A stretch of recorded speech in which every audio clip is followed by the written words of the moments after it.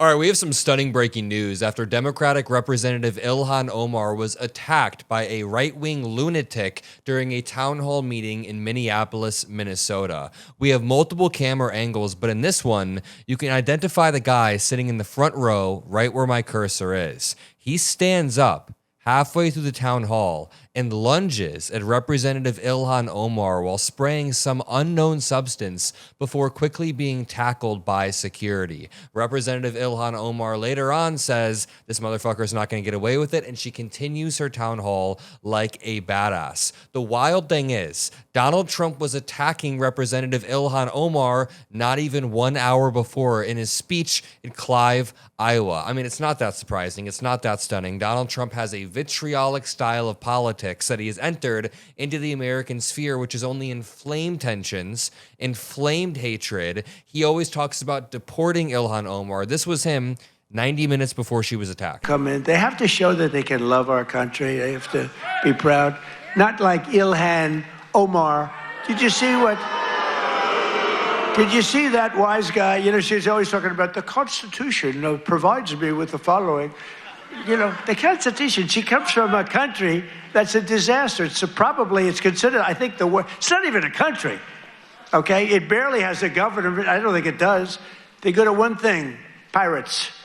But they don't do that anymore. You know why? Because they get the same treatment from us as the drug dealers. Okay, so it's just racist, vitriolic BS. This guy in the back, I'm sure, is loving it. This guy, I'm sure, is loving it. He has nothing else in his life. But in one breath, he says that she's un-American. Then in the next breath, he makes fun of her because she cites the Constitution, which is the most American thing you can possibly do. You know what? Let's do a live experiment. There is a website named Trump's Truth that allows you to search certain things Trump says. If I search the name Ilhan, Donald Trump has named Ilhan Omar dozens of times. He says Ilhan Omar and Rashida Tlaib. Disgusting Ilhan Omar, he said just a few weeks ago. Let's click on one from 9 days ago. It says, quote, there is $19 billion in Minnesota Somalia fraud. Fake Congresswoman Ilhan Omar, a constant complainer who hates the USA, knows everything there is to know. She should be in jail, or even a worse punishment, sent back to Somalia, considered one of the absolutely worst countries in the world.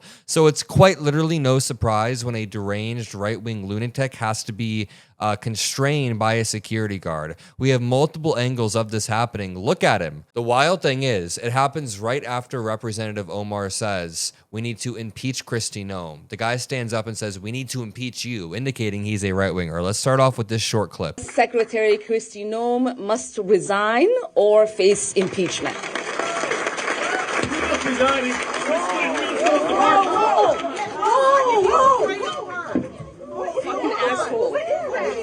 I don't know. Oh my God. Oh my God, he sprayed something on her. I need a napkin to know nothing.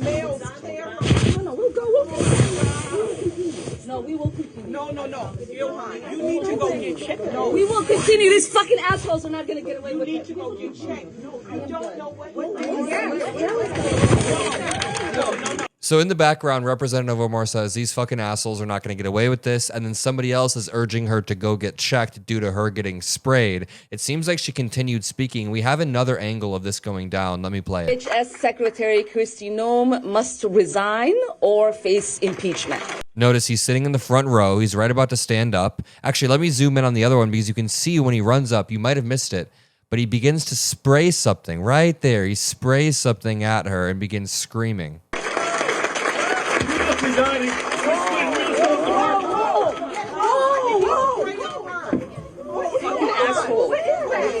I don't know. Oh my God. Oh my God, he sprayed something on her. I need a napkin to know nothing. No, we will continue. No. Ilhan, you need to go get checked. No, we will continue. These fucking assholes are not going to get away with it. You need to go get checked. No, you don't know what. No.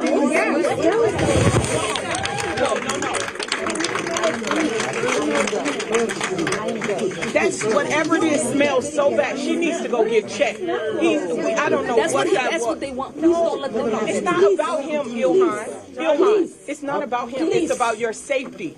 Watch, there's a moment where she's actually about to square up with the guy that's attacking her. Ilhan Omar is about to go attack him and go on the offense, but this is a lesson in political rhetoric and political violence coming from the President of the United States. We've made the point on this show so many times. January 6th is the obvious example of the president's word stirring up stochastic terrorism, but there are so many other examples. When Vance Bolter killed multiple Democratic representatives in Minnesota, it's always in Minnesota, and he had a list including Governor Walz, that was because of Donald Trump. When somebody firebombed Governor Shapiro's mansion, that was because of Donald Trump. So much political violence has been stirred up because of Trump. Everything in Minneapolis right now. Here's Donald Trump a few months back calling to deport Ilhan Omar. At unprecedented levels.